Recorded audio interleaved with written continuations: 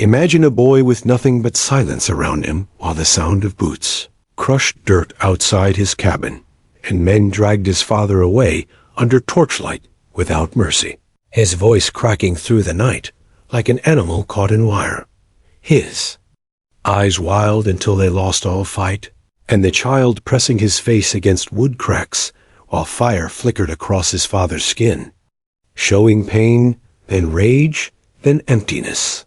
The boy named Josiah, watching his men, shouted that pride was weakness, that his father had looked a white man in the eye, that hesitation meant death.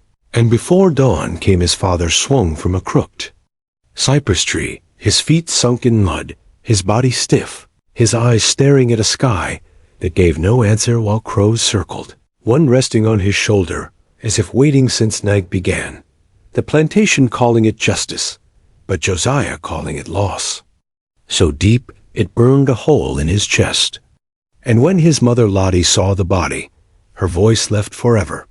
The once spirited woman who had sung, laughed, and healed now washed floors endlessly, folded rags into squares, then unfolded them again, drifted through the quarters like smoke.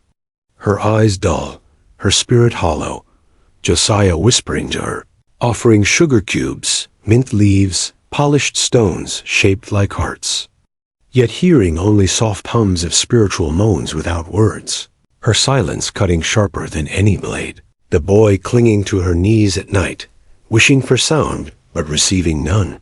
And then came the master's son Charles, loaded, pale, reeking of rotten fruit, slipping into the cabin after dark, seizing her wrist without words, leading her out as Josiah lay still beneath a sheet, pretending to sleep, his heart punching ribs while her feet dragged.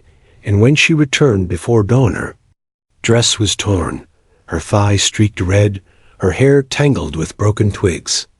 She washed blood from her body at the pump, as birds sang while Josiah clutched a stone so hard, his skin split, his eyes cold, and weeks later her hands shook. Her hums ended, her face turned away when he touched her, until one foggy morning she tied a red scarf upon her head, kissed his forehead, whispered she was going to wash the blood out, and walked barefoot to the river, Josiah following halfway, watching as water swallowed her without struggle, her face turned skyward before sinking, her body never returning, and overseers muttered she was weak like her husband, but Josiah knew. It was not madness.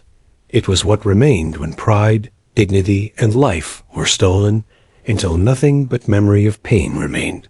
And after that moment, Josiah's eyes aged 10 years.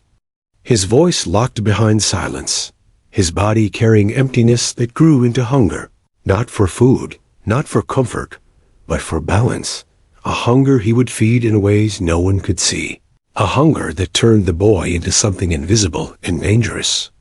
Years passed, and by 10, Josiah was placed in the kitchen because he unnerved overseers with his silence, his cold eyes, his refusal to cry when whipped or beg when starved. And in the kitchen ruled Mabel, heavy, scarred, her hands strong as iron, her gaze harder than knives, showing him how to break necks, peel skins, save organs, turn bitter meat into meals with spice and vinegar, making him kill, butcher, stir, season, taste, until his hands worked faster than breath, his body moving with precision, his eyes studying everything with quiet obsession, his silence sharpening. While guests praised dishes without imagining the cook behind them, gathered more than recipes, gathered secrets, watching who coughed, who ate too much cream, who groaned with ulcers, storing it all inside his mind like a ledger invisible to the house. The boy never smiling, never crying, never speaking, yet learning that fools love deception in flavor, that spoiled food could be hidden behind sweetness, that balance was power, that control could be baked into bread, fried into fat, boiled into broth, and in that hidden learning seeds of vengeance took root as he began testing herbs, crushing roots, tasting bitterness in tiny measures, watching animals stagger outside the smokehouse, learning how garlic could swell throats, how certain seeds thinned blood, how shellfish with wine could suffocate. Josiah writing it all inside. Memory without paper, teaching himself a new language of death disguised as meals. And by 17, he had seen a man collapse choking after shrimp, his throat swelling, his lips foaming, others calling it allergy, while Josiah thought garlic could be a blade sharper than steel, his hunger for balance deepening with every experiment. By 20, Josiah stood at the center of the kitchen, Mabel old and slow, his hands swift as wind, his reputation spreading, guests praising golden hands, mistresses whispering he was touched by God, neighbors begging for his service, none realizing.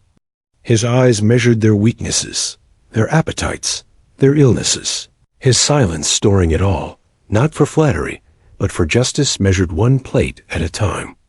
Then came Cullen, cousin from Charleston, drunk, loud, vulgar, a predator who touched girls with filthy hands, leaving bruises, laughing, boasting, while masters excused it as southern ways. Josiah watching, waiting, testing powders, roots, herbs, until one spring evening when Cullen demanded lamb stew heavy with grease and spice, Josiah stirring it with precision, adding a bitter seed powder masked in cinnamon, not lethal instantly, but cruel, a slow bile that ate the stomach from within. Cullen feasting, calling Josiah his golden boy, patting his cheek, laughing without suspicion. But before dawn, his screams shook the quarters, his body convulsing, vomiting sludge, eyes bulging, begging for God while doctors blamed liquor, called it bad whiskey. The body carted away with flowers on chest, while mistress whispered at least. His last meal was one he loved, Josiah watching in silence from kitchen steps, his chest heavy but calm, the first dish of balance served without witness, no suspicion, no trace, and in that moment he realized food was invisible, trusted without question, dismissed when made by hands considered lesser, and that invisibility was power greater than whips or chains, power no one could guard against, power hidden in flavors, and Josiah understood he was not simply a cook anymore. He was balance given form, justice disguised as dinner, patience sharpened into a blade of taste, and he would serve his hunger one meal at a time while no one ever guessed. The search for the missing boy named Elijah had shaken the quarters only weeks before Overseer Platt's rage killed him. Yet the kitchen remained quiet under Josiah's steady hands, his voice still absent, his gaze still unbroken, his work precise as if every slice of blade and stir of spoon was prayer. Yet in truth, it was practice for justice sharpened across years. And after Cullen's silent burial, Josiah began refining recipes of suffering, giving pork belly with plum glaze to merchant graves who laughed at children like livestock. And within days, graves bled blind, doctors calling it spoiled meat, Josiah serving soup during the wake without suspicion. Then Reverend Fielding, who preached gratitude while cornering girls, Josiah offering him sweet potato pie laced with flowering, vine that burned joints and poisoned mind until delirium dragged him to death, while neighbors said summer air killed him. Josiah baking biscuits for mourners without smile. Then Langdon, the drunk who bragged of burning a runaway alive, his tongue swelling after okra stew laced with crab, his body jerking until stillness arrived by dawn, yet still no one suspected. The cook, the silent servant who brought broth to fevers and cooled brows of men, he had already marked. Each played a note in music only he could hear. Each death not noise, but rhythm of balance played slow, steady, invisible. Fear began stirring not in masters, but among slaves who whispered when bones surfaced from soil where Josiah buried experiments. Small jawbones unearthed by stray dogs, sending panic through quarters, whispers of ghosts in the kitchen, old Nettie muttering that Josiah cooked memory into every dish, mothers leaving herbs at doors as wards, children warned to stay away, Overseer Platt circling closer, his suspicion sharpening as he watched Josiah's silence, yet Josiah never faltered, answering with calm, "Yes, sir," while his eyes flickered with calculation, until Platt beat Elijah with fury, until ribs cracked and skin split. And Josiah from the window marked his name into the invisible ledger of balance, preparing pork roast. Rich with sorghum glaze, carrying plate to Platt with steady hands. Watching as bites disappeared without suspicion, waiting 3 days until coughs turned into blood, lungs filled with fluid, an overseer's body buried quickly under diagnosis of lung rot, no sermon spoken, no words offered, yet slaves watched. Josiah with new awe, leaving sage and tobacco, not as warnings, but as offerings. Reverence rising around him, old Nettie declaring he had crossed into something beyond man, feeding justice itself. Guests still came. The Middleton house still laughed over feasts. But Josiah's ledger grew longer behind pantry boards, names scratched into hidden wall, powders stored in jars, teeth gathered in satchel. And when Northern journalist Lyle arrived seeking to write of Southern grace, his questions prying into smiles, his eyes lingering on kitchen doors, Josiah cooked duck glazed in molasses, laced with trace oil bitter yet faint, a compound crafted to unsettle body without ending. Lyle praising flavors before night, dragged him to hallway vomiting. Whispering food had betrayed him, leaving before dawn. Writing later of silence, thick as rot beneath magnolia leaves. The article shaking master's pride, mistress praying with candles, household shadows lengthening with dread, yet still Josiah. Cooked unchallenged, his calm mistaken for loyalty, while fear spread unseen. Then the child vanished, golden-haired cousin's boy, adored by whites and feared by slaves. 2 days of searching ending in horror, when a femur too small for beasts was pulled from Josiah's fire pit, panic igniting, punishments raining down.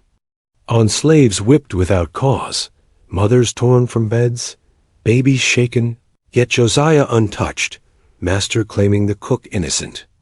Until Isaac whispered about floorboards, revealing secret chamber behind beans where jars, powders, and ledger of names lay hidden. 27 victims carved in charcoal, each annotated with marks of quick or slow, each a record of suffering. Served as meals, satchel of teeth, rattling proof of monstrous craft. The room fell into stunned silence, mistress fainting, master trembling, torches raised, pistols drawn, Josiah standing calm at kitchen doorway, answering why with voice flat as blade, saying he only fed them as they had fed him, words hanging. Like smoke, clarity and madness entwined, his arrest certain, yet his dignity unbroken, demanding only one final act, not mercy, not freedom, a request to cook, and though mistress screamed, master allowed. And Josiah returned barefoot to kitchen, fire crackling, blades resting where he had left them, cooking final meal without poison.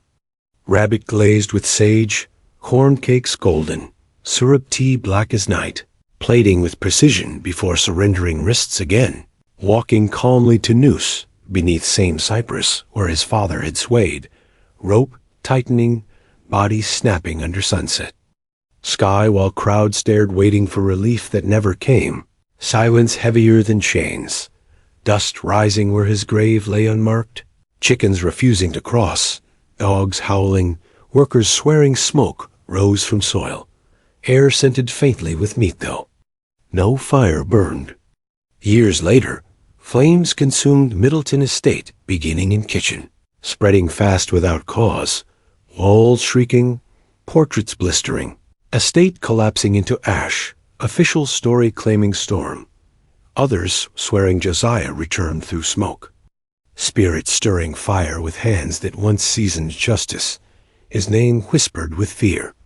His story carried his warning that real power is silent, real vengeance patient, and that hunger for balance can outlive rope, outlive flame, and still linger. In air like spice, no mouth can forget.